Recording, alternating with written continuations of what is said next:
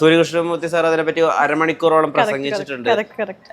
എന്തായിരുന്നു ശരിക്കും ആ ഫോട്ടോന്റെ അർത്ഥം?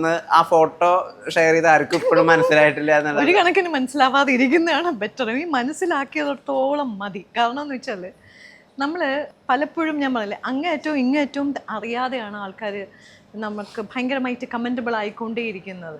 അത് ഭയങ്കര തെറ്റായിട്ടുള്ള ഒരു പ്രവണതയാണ്. നമ്മൾ ഒരു കാര്യം വളരെ വ്യക്തമായിട്ട് പറയാൻ ഉദ്ദേശിക്കണമെങ്കിൽ അത് പൂർണ്ണമായിട്ട് ഒന്നുകിൽ ഒരു മിനിമം ഒരു ഇതിൽ ഒന്ന് അറിഞ്ഞിരിക്കണം എന്നുള്ളതാണ്. എന്താണ്, എന്തിനായിരുന്നു എന്നൊക്കെ ഉള്ളത്. ആൾക്കാർക്ക് ഞാൻ വിചാരിക്കുകയാണ്, ജനങ്ങൾക്ക് വേറെ ജോലിയില്ലേ എന്നാണ് വിചാരിക്കുന്നത്. മനസ്സിലായില്ലേ? കാരണം ഇത്രമാത്രം ഇതായിട്ട് എഴുതാൻ മാത്രമോ ഇല്ലെങ്കിൽ ഇങ്ങനെയൊക്കെ എനിക്കറിയില്ല എന്താണെന്നുള്ളത്. പക്ഷേ എന്നെ സംബന്ധിച്ച് ഇതൊന്നും എന്നെ ഇവിടെ ടച്ച് ചെയ്യണ സാധനങ്ങളൊന്നുമല്ല. കാരണം ഞാൻ അതിലൊന്നും ഞാൻ എന്താ പറയുക, ഒരു തരി പോലും ഞാൻ സങ്കടപ്പെടാറോ ഇല്ലെങ്കിൽ എന്നെ മോശമായിട്ട് എഴുത്തുകാർക്ക് എഴുതിക്കൊണ്ടിരിക്കുന്നവർക്കേ അറിയുള്ളൂ. എനിക്കറിയാം, എൻ്റെ ഫാമിലിക്ക് അറിയാം ഞാൻ എന്താണെന്നുള്ളത്. അത് പോരെ എന്നാണ് ഞാൻ ചോദിക്കുന്നത്. എൻ്റെ ലൈഫ് വളരെ സ്മൂത്തായിട്ട് ഹാപ്പി ആയിട്ടും പോയിക്കൊണ്ടിരിക്കുകയാണ്. അപ്പം ഈ ഒരു നിസ്സാരം, ഓഫ് കോഴ്സ് വേറെ ഒന്നും ഞാൻ പറയുന്നില്ല. അപ്പം ഞാൻ അമ്മാതിരി വേഷങ്ങൾ ഞാൻ ചെയ്തിട്ടില്ല. ആ ഒരു പെർട്ടിക്കുലർ ക്യാരക്ടർ കാപാലിക എന്ന് പറയുന്നത് തന്നെ ടെലിഫിലിം കണ്ടു നോക്കി, അല്ലെങ്കിൽ ഷോർട്ട് ഫിലിം എനിക്ക് ഒരുപാട് അവാർഡ് കിട്ടിയ മൂവിയാണ്. ആ ഷോർട്ട് മൂവി കണ്ടു നോക്കി അതിനകത്ത് ഒരു തരത്തിൽ പോലും ഒരു വിയേർഡ് ആയിട്ടുള്ള ഒരു തരത്തിലുള്ള ഒരു സീനോ ഒന്നുമില്ല. അപ്പോൾ അറ്റ്ലീസ്റ്റ് അത് ഒരു പോസ്റ്ററായിട്ട് കൊടുക്കുമ്പം കാപാലിക ഇതാണ് എന്ന് കാണിക്കാൻ വേണ്ടിയിട്ടായിരുന്നു ഈ സാരിയുടെ ബാക്കിൽ ഇങ്ങനത്തെ ഒരു സംഭവത്തിൽ ചെയിനൊക്കെ ഇട്ട്. അപ്പം ആ ഒരു ബാക്ക് ഷോട്ട് കാണുമ്പോൾ തന്നെ അറിയാം ആ ക്യാരക്ടറിൻ്റെ ലക്ഷണം. അതെ, ഒരു ഭയങ്കര ഒരു സെൻഷ്വൽ ഒരു ഫീൽ ചെയ്യാൻ ആയിട്ടാണ് അത് ചെയ്തത്. അപ്പം അറ്റ്ലീസ്റ്റ് അതെങ്കിലും കാണുമ്പോഴാണല്ലോ, ഒരു പോസ്റ്റർ കാണുമ്പോഴാണല്ലോ നമുക്ക് ഇതാണ് സിനിമ, ഇതിലെന്തോ ഉണ്ട്, എന്തോ പറയാതെ പറയുന്നുണ്ട് എന്ന് മനസ്സിലാക്കുന്നത്. ഇത് കണ്ടിട്ട് സോന നായർ ഇപ്പം വേറെ പടങ്ങളൊന്നുമില്ല, ഇപ്പം സാരിയൊക്കെ അഴിച്ചു തുടങ്ങി. എന്തൊരു കഷ്ടമാണ്, എനിക്കറിയില്ല.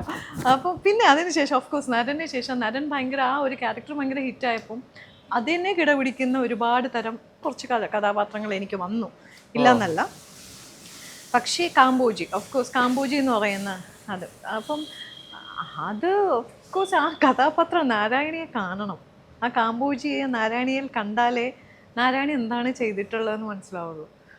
അപ്പം ആൾക്കാർ ചോദിക്കുന്നു, എന്നാൽ പിന്നെ കാമ്പോജിയിൽ ചെയ്തതോ, നരനോട് കൂടെ നിർത്തിക്കൂടെ, എന്നാൽ പിന്നെ കാമ്പോജിയിലായതോ, ഇങ്ങനെ ചോദിക്കും.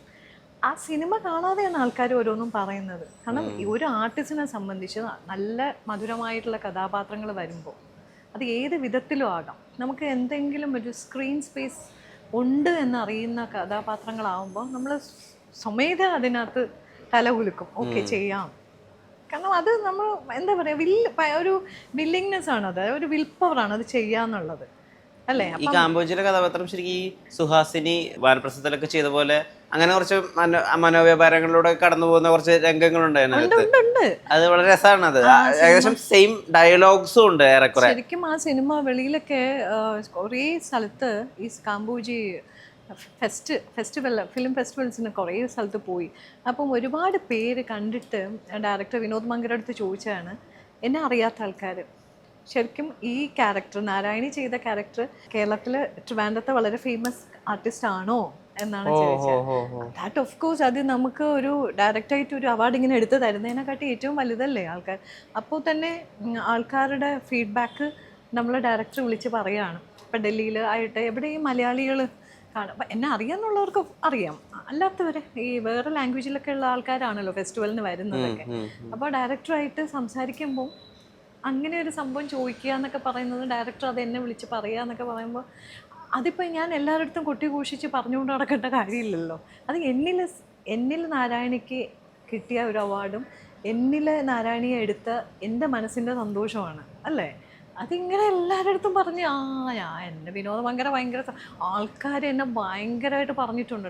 ഇത് ഞാൻ പറയത്തില്ലായിരുന്നു, ഇത് ഈ ഒരു ട്രാക്കിലേക്കുള്ളൊരു ക്വസ്റ്റ്യൻ വന്നതിൻ്റെ പേരിൽ ഞാൻ പറഞ്ഞതേ ഉള്ളൂ. ചിരി ആളുകൾ ഭയങ്കരമായിട്ട് ആഘോഷിച്ചിട്ടുണ്ടെന്ന് കേട്ടിട്ടുണ്ട്. ഭയങ്കര ആരാധകരുണ്ട് സോന നായരുടെ ചിരിക്കുന്ന ആളുകൾ. ഒരു സമയത്ത് അത് റിംഗ് ടൂണായി വരെ വെച്ചിരുന്നു കേട്ടിട്ടുണ്ട്. ചിരി എനിക്ക് ചിരിക്കാൻ ഭയങ്കര, നമുക്ക് പെട്ടെന്നൊന്നും നമുക്ക് ചിരി വരില്ലല്ലോ. കരയും പെട്ടെന്ന്. ചിരിപ്പിക്കാനും ഭയങ്കര പ്രയാസമാണ്. അപ്പം അതുകൊണ്ട് തന്നെ ഈ കോമഡി താരങ്ങളെ ഞാൻ ഇങ്ങനെ സാഷ്ടാംഗം നമസ്കരിക്കും. ഒരാളെ ചിരിപ്പിക്കാൻ ഭയങ്കര പ്രയാസം. ചിരി എനിക്ക് ഭയങ്കര ഇഷ്ടമാണ്. ഞാനിങ്ങനെ മതിമറന്ന് ചിരിക്കുന്ന കൂട്ടത്തിലാണ്. അത് പലരും പറയും ഈ കോളിംഗ് ബെല്ലിൻ്റെ ഇതിലാണ്. എനിക്കത് ഇപ്പോൾ ചിരിച്ച് കാട്ടാൻ പറ്റില്ല, പക്ഷെ അങ്ങനെയാണ്. കോളിംഗ് ബെല്ല് ആ ഒരു രീതിയിലാണ് ഇങ്ങനെ ചിരിയുടെ ആ ഒരു വൈബ്രേഷൻ അങ്ങനെ കുറച്ച് നേരം നിൽക്കും. ചെറിയ കാര്യത്തിന് ഞാൻ ഉറക്കെ ചിരിക്കുന്ന കൂട്ടത്തിലാണ്. ചിരി എനിക്ക് ഭയങ്കര ഇഷ്ടമാണ്. അപ്പോൾ കുറേ കൂടെ എല്ലാവരും നല്ലൊരു പോസിറ്റീവ് വൈബ്രൻറ്റിൽ നിൽക്കുന്ന ഒരു ഇതിലേക്ക് എൻ്റെ ചിരി മാറും. കാര്യം അറിയാതെ എൻ്റെ ചിരി കണ്ട് ചിരിച്ചവർ ഒരുപാട് പേരുണ്ട്. കാര്യം അറിയണമെന്നില്ല, ചിരിക്കുന്നത് കണ്ടിട്ട് ചിരിക്കുന്ന കണ്ടിട്ട് അവർക്ക് ചിരി അടക്കാൻ വയ്യാതെ ഇരുന്നിട്ടുണ്ട്. അവർക്ക് കാര്യം അറിയില്ല, പക്ഷെ എൻ്റെ ചിരി കണ്ടിട്ട്. അപ്പോൾ ആ ചിരിക്ക് ചില ജഗതി ചേട്ടനോട് പറഞ്ഞിട്ടില്ലേ, ജഗതി ചേട്ടനെ നോക്കിയിട്ട് ഇങ്ങനെ ചിരിക്കുന്ന കണ്ടിട്ട് എന്തിനാ കുട്ടി നീ എന്നെ നോക്കി ഇങ്ങനെ ചിരിക്കുന്നതെന്ന്? നമ്മുടെ മൈൻഡിൽ ആ ക്യാരക്ടേഴ്സ് ഓർമ്മ വരും. പക്ഷേ അവരൊക്കെ എന്ന് പറഞ്ഞാൽ നോർമലി ഇരിക്കുമ്പം ഇങ്ങനെ കോമഡി ചെയ്തുകൊണ്ടിരിക്കുന്നവരേ അല്ല. നമ്മളെക്കാട്ടിയും ഭയങ്കര എന്താ പറയുക, ഭയങ്കര ഇൻ്റലക്ച്വലി ഉള്ള ആൾക്കാർ ഇരിക്കില്ലേ, അതുപോലെയാണ്. നമുക്കൊന്നും ഒരിക്കലും അവരെ കണ്ടാലും അവരുമായിട്ട് സംസാരിക്കുമ്പോഴും നോർമൽ സംസാരത്തിലൊന്നും അവരൊക്കെ ഇങ്ങനെ ഒരു സ്ലാപ്സ്റ്റിക് കോമഡി ചെയ്യുന്ന ഒരാളിൻ്റെ അടുത്താണോ ഞാൻ സംസാരിക്കുന്നത് എന്ന് തോന്നുന്ന വിധത്തിലുള്ള ആൾക്കാരാണ് അവരൊക്കെ. അത്രയും നോളജബിൾ ആയിട്ടുള്ള, ഇപ്പം അമ്പിളി ചേട്ടനൊക്കെ ആണെങ്കിൽ ഒത്തിരി ഭയങ്കര ബുക്കിഷാണ്, ഭയങ്കര നോളജബിൾ ആയിട്ടുള്ള ആളാണ്. അപ്പോൾ അദ്ദേഹത്തിനോടൊക്കെ നമ്മൾ സംസാരിക്കുമ്പോൾ ഇങ്ങനെ മറ്റേ ഈ ചാണകക്കുഴിയിൽ വീഴുന്ന ആ രംഗമൊക്കെ നമ്മുടെ ഓർമ്മയുണ്ടെങ്കിലും വർത്തമാനം പറയുമ്പോൾ ആ ട്രാക്കിലേക്കൊന്നും അല്ല നീങ്ങുന്നത്, വേറൊരു രീതിയാണ്. മനസ്സിലായില്ലേ? കോമഡി അതാ ഞാൻ പറഞ്ഞത്. അവരൊക്കെ എന്ന് പറഞ്ഞാൽ ഒരു ലെജൻസാണ്. ക്യാമറയ്ക്ക് മുന്നിൽ വരുമ്പോൾ ആ ഒരു ട്രാൻസിഷൻ ഉണ്ടല്ലോ. സാധാരണ ഇങ്ങനെ ഭയങ്കര സീരിയസ് ആയിട്ടൊക്കെ ഇരിക്കണ ഒരാൾ അവിടെ വന്ന് നിന്നിട്ട് സഹിക്കാൻ പറ്റില്ല. അത് നമ്മളിങ്ങനെ അമ്പരന്ന് പോത് ഇദ്ദേഹം എന്ന് തോന്നിപ്പോ. രാച്ചിയമ്മ എന്നുള്ള ക്യാരക്ടർ ആളുകൾ കുറേ അതിനെപ്പറ്റി എഴുതുകയും സംസാരിക്കുകയൊക്കെ ചെയ്തിരുന്നു. അത് പിന്നീട് ആണും പെണ്ണും എന്നുള്ള സിനിമയിൽ ഒരു സെഗ്മെൻ്റായിട്ട് പാർവതി തിരുവോത്ത് ചെയ്തപ്പോൾ പിന്നീട് പാർവതി തിരുവോത്തിൻ്റെയും സോനനാഥിൻ്റെ പ്രകടനങ്ങൾ എടുത്തു പറയും.